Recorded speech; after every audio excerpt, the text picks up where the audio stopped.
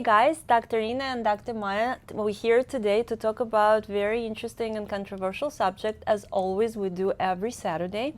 And that subject will be around our connection to social media and the massive psychosis around social media.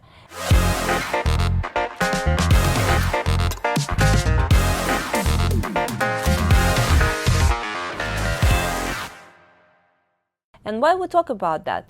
We talk about it because here in the clinic we offer certain services that can help people who are in social media, like I am in social media. Dr. Maya is not in social media, which is amazing, but how to keep the sanity even though you are active in the social media by balancing yourself with certain therapies and thoughts that will clearly show you that that social media is not a joke, and some people can really benefit from the things that we will talk about today. Okay guys, so let me tell you a story. In 1518, something unimaginable happened. People began dancing in the street and they couldn't stop. They danced until their bodies collapsed from exhaustion. Some of them died. What makes even more disturbing is that modern psychologists later found an explanation, and it wasn't mystical. It began with one woman. Her name was Frau Trophia. She stepped into the street and started to dance. No music, no joy, no smile. Within a week, dozens had joined her. Within a month, there were hundreds. Their feet bled. Hearts gave out, people fell to the ground and never stood up again. And still the crowd kept moving. It wasn't a virus. It was known as the dance of the Saint Vitus, a mass psychosis. Hunger, plague, fear, and constant stress shattered the human mind. When the brain could no longer endure the pressure, it disconnected. The body took over. It mirrored the crowd. This wasn't a celebration, it was despair turning into movement. Paracelsus later named it choreomania, and if you think this horror belonged only to the Middle Ages, look around. Today we are witnessing the same phenomenon, only the town square has changed. Now it's a social media, and instead of dancing bodies, we're having scrolling thumbs, repetitive trance, and endless copying. The mechanism is identical. Fear of being alone, fear of silence, fear of facing reality. So we join the digital dance. Our attention drains away, just as their physical strength once did. We dance with our eyes across the screen until sleep overtakes us. And even then, it doesn't really stop. In 1518, people were killed by physical exhaustion. Today, it's information overload. We twitch in the convulsions of other people's success, chasing lives that aren't ours, forgetting to live our own. The crowd always moves toward the abyss, and only those who know how to stand still ever escape. Okay, so I hope you listened to the story. So we're going to talk about the massive psychosis. In the ancient time, it was a dance and people died because they died of exhaustion and heart attacks and other circumstances. Today, our massive psychosis is the social media and how we take it. So let's talk about, Dr. Maya, let's talk about how we take social media. What do you think is the balance between a person who is using the social media and where to put an end to it, not to be a part of the massive psychosis? What is your opinion? That's a very good question, right? So I think that question applies to all modern technology. So everything in the world has an upside and a downside, and I think balance is key. So you can benefit from the new inventions and the new, what's available to us as in the human race right now versus what was available before, and not overdo it. So one of the problems that we're facing is that people have lost themselves, and kind of, I think I would say at least two major ways that I can discern at this point. One of them is comparison. So all of a sudden, there is this image you have to portray to the world, right? You have like all of a sudden these perfect, beautiful family pictures where everyone is glowing with happiness, and there's affluence, and there is a lot of wealth, and not wealth in like as in how to say, like a specific kind of image, trends, as you said, as you called it, like a trend, like everyone needs to look like that, everyone needs to live in a place like that, everyone needs to behave that way. So the whole like the trend that is acceptable now becomes at first a tantalizing image that everyone would look at like, oh, that's so beautiful, and then at some point turns into this obsession that we need to look like that. And when people do that, they lose track of their own line, of their own lives, of what matters to them. And then they end up just losing themselves to that obsession and that competition. So let's dive deeper into trends. So what trend are we are we talking about right now? Like, let's talk about looks first. So I think it's obvious, right? If you go to places now, you'll see women having a lot of surgeries done to augment certain parts of their bodies and to change the shape of their faces to fit a certain beauty standards. Now, I had a medical spa. I'm all for beauty, enhancing our beauty. I'm totally with it. I'm not against any of it, whether it's how do I say, surgical methods or technology like lasers or fillers, especially organic fillers.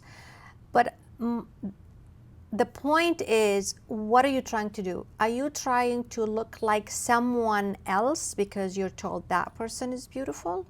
Or are you bringing your own beauty out, right? Because we all have our own bone structure, our own skin color, our own features. And are you trying to alter them to look like someone else? Or are you bringing your own beauty? Or especially in aging, you're trying to just, how do I say, repair the damage of time. Okay, so as a conclusion, we can summarize your thoughts that you're not a part of the massive psychosis if, let's say, you want to accentuate your beauty, right? And you move at your own pace with this. Mm-hmm. So if you decide to get fillers, it's not because your neighbor or your partner has the same fillers and you want to do the same, correct? Correct.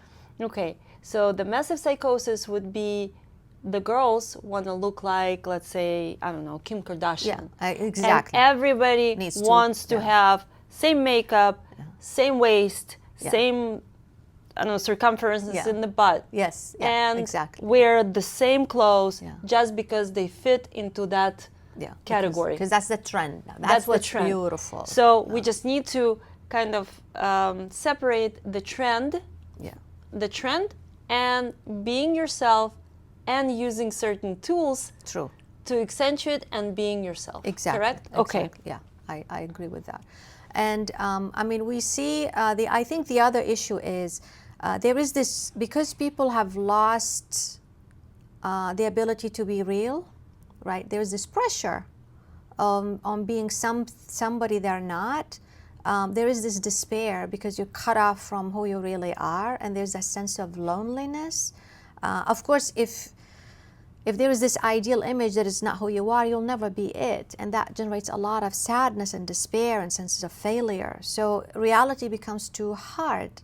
And one of the ways to escape reality would be that constant scrolling, right? Scrolling nonstop, video gaming. Which is comparing to the dance that people dance in the square, exactly, right? Exactly. So our modern dance is actually scrolling the social media and trying to forget the reality. Exactly. And the reality can be not a very happy reality, right? Yeah. Which is no job or moving to a different country and not knowing what to do here. Like there are so many different factors Tough relationships. that sometimes we didn't even choose to be. True. So That's here true. you go. We have a social media and we're scrolling, kind of wasting time. Exactly. Not to think of on the priorities Yes. that's important actually in your life. Correct? Correct, correct.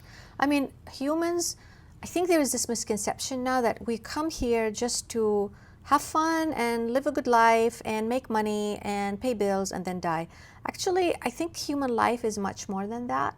Humanity like experience life. They experience joy and sorrow because sorrow challenges us to grow.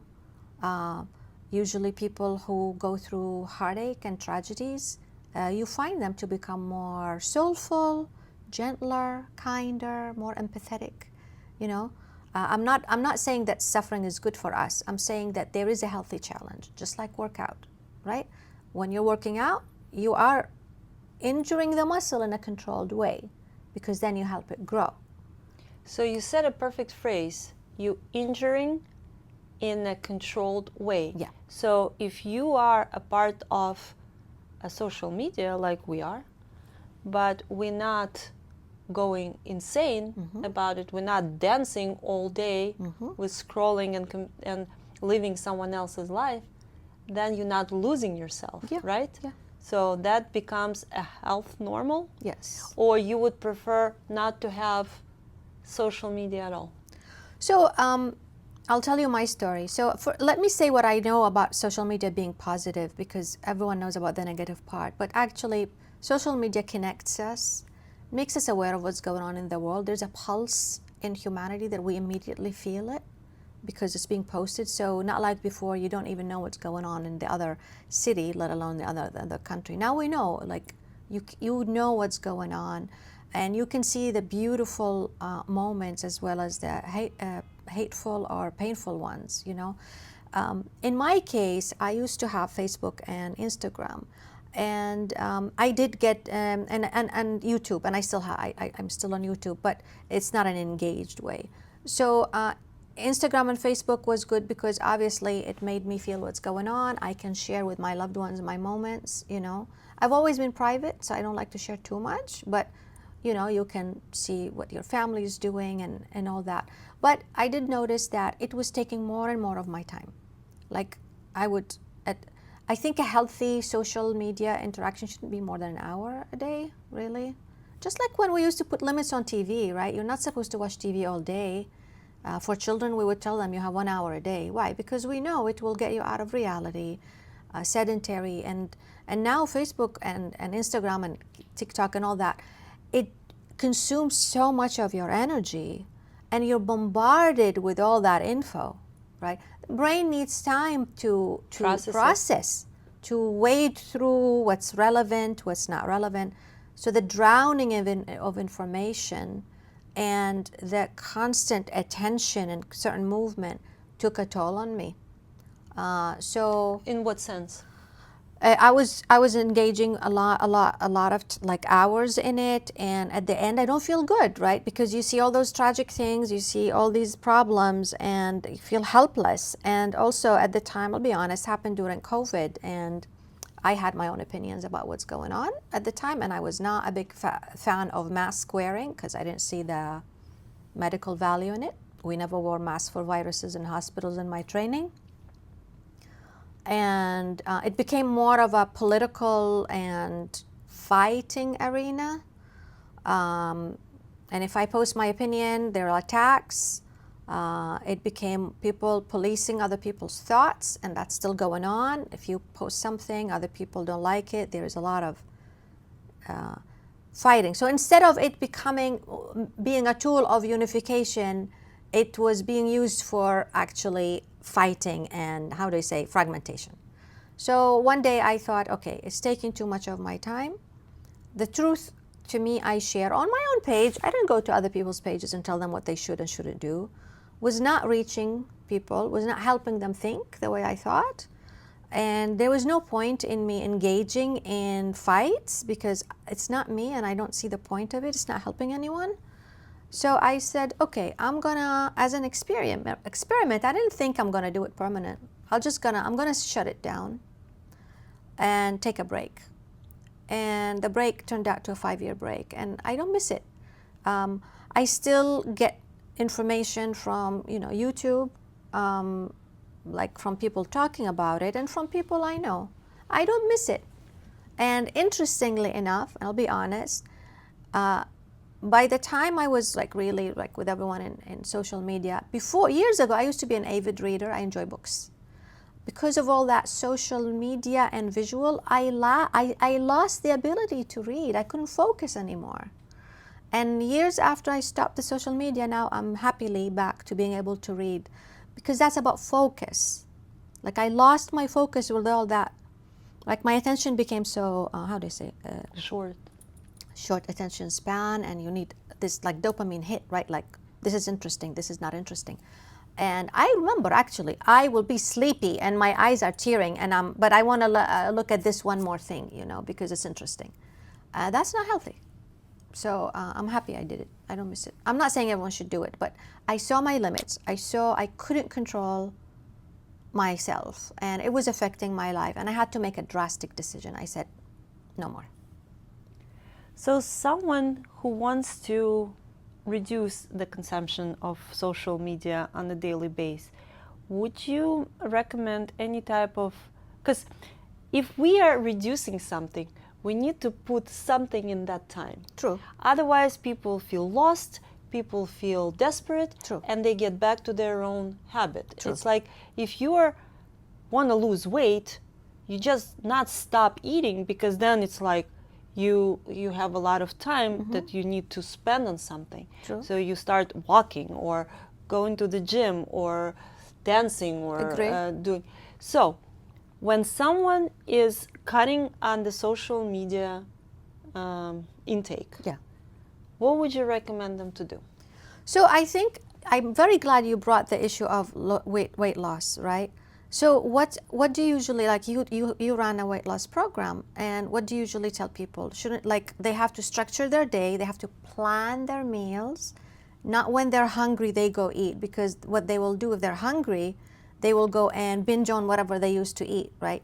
But if you plan it and you know exactly what you're going to have for lunch, the food is there ready to do it, then the possibility of success are higher. So I think, since it's becoming an addiction, it's true, social media is an addiction. Everyone is addicted. I was one. Okay, there's no shame in that. You say, okay, I will choose, if you do 6 hours, you go, okay, it's going to be just 2 hours. And in these 4 hours, you make a plan. You can engage in a new hobby, right? That involves movement. It could be walking. It could be yoga. It could be learning a new instrument if somebody's inclined for music, or singing, hobbies, that involve you doing something creative for its own sake. It's not work, it's not money oriented or recognition oriented. Not to post it. It's something for you to enjoy. It could be, well, I've always wanted to paint and I'm not a painter, drawing. I'm going to learn to draw. And it doesn't matter if it's good or bad. It doesn't matter if it's horrible or not. It's just you're doing something for the sake of doing it, and busying yourself with something that is somatic, right? It involves your eyes and ears, and you're immersed in it physically, and that way you will not fall back on that. Obviously, finding groups like-minded, or going to meetups, or involving in dancing, anything that is physical, that involves you doing something that is not passively receiving information through the visual only, So it's easier said than done, because it's easy to open the phone and scroll. True. But it's not that easy to find a painting that you want to paint, to find tools, to find. So we keep creating a lot of excuses because on the phone it's a lot easier than everything else, or to start doing yoga. And so it's getting out of the comfort zone. So would you suggest to do it in microdosing, so to make the body transformation easier, or the cold turkey, to today I'm not using the phone anymore, and no excuses. Well, that's why I said, I think you can say, okay, I give myself 2 hours, and then you put actually the phone, the alarm. Okay, from, I don't know, from 8 to 10, I will allow myself to watch whatever it is that I need to watch, because maybe cold turkey would be too much. But listen, I think ultimately it's the decision of the person, right? Each personality, some people like smoking, they go the cold turkey way and they succeed. They make that decision like, I want to do it, I'm going to do it. And if you make it like it happens. Some people prefer, no, the microdosing. So, okay, instead of 6 hours, let's make it 2. 2 hours is still good. You're still getting your fix. It's just not open sesame, like open, okay, I'll do it until I fall asleep kind of thing, So being me healthcare provider, and you're being a medical doctor, I think in the clinic, what we can do, we can help by using alternative methods to get the addictions out of your biofield, in a way. So me personally, I do it with bioresonance. I have certain frequency for addictions. And again, if you understand that alcohol can be an addiction, smoking can be an addiction, sex can be an addiction, gaming, same thing as the social media. So the first step that the person needs to realize that I am addicted and actually admit it. Yes, yes. Not because the wife is telling, not because the mom is telling. It's actually inside of me realizing, okay, I'm addicted to social media and I need to stop. Yes. And then whatever tools you choose to stop, it can be a long journey or it can be a shorter journey. Some people like cold turkey, and it also drives them, into success. Yes, yeah. So just you need to realize that you are addicted. True. And then we can be as a teammate for you to help you to get rid of it in a more proven way. So you're not alone in this journey, like everything else. True. So social media addiction or massive psychosis that we are in, because again, we share that field, right? Yes. If everybody starts yawning, you're going to be yawning as well. Yeah. So that's the informational field that makes us to do things that our body doesn't need. That's true. I mean, there is something called nervous neural entrainment. So you felt it, right? First of all, humans, we mimic each other and our nervous system mirror each other. So if you go to somebody who's always calm, just by being in their vicinity, you'll find yourself calming down. It's not magic. It's just that, right? It's that's why in the mirroring. stadiums, why people all scream, even if you're not a screaming type. Because you get affected by the whole energy field, and it affects our nervous system together. And the reason why social media is an actual addiction, because of the dopamine. There have been studies that they show that especially when somebody likes your pictures, every time you see a like, that's a hit of dopamine. That's the core of addiction. The dopamine hits. So tell me, in your practice, in our practice here, what do you do to reduce that dopamine? Or So why? Okay, I think the question is always why. Why are people why does anybody needs to have an addiction? It's always self-medication. People not bad or like, oh, I want to harm myself. Whether even it's drugs, alcohol, or gaming, or gambling, or social media. People do it self-medicating. They don't feel good in their lives. And this is their way out.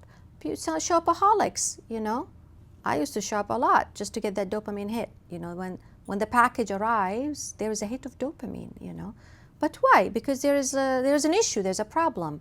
It's escape from pain or not wanting to deal with reality or feeling helpless.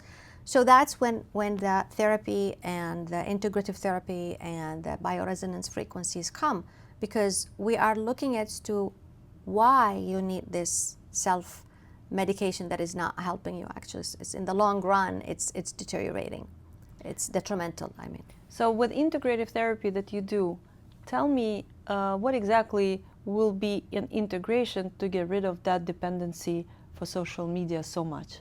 So we can start by, of course, we have to see what's the background, right? What kind of is life situation, relationships, career, health, right? These are the things that we're humans. There are limited things in our lives. Childhood trauma is always a big thing. And where does the person stand emotionally and mentally and physically from that? And then we start to address if sometimes it's just an emotion or a pattern in life or a memory or actually an identified trauma. It doesn't have to be childhood trauma. Some people who had PTSD from, either accidents or loss or war. And then we work with that by helping the person find the inner core. We all have a core beyond the trauma that is strong and holding us, and connect with it, and then heal, go through the pain and heal it.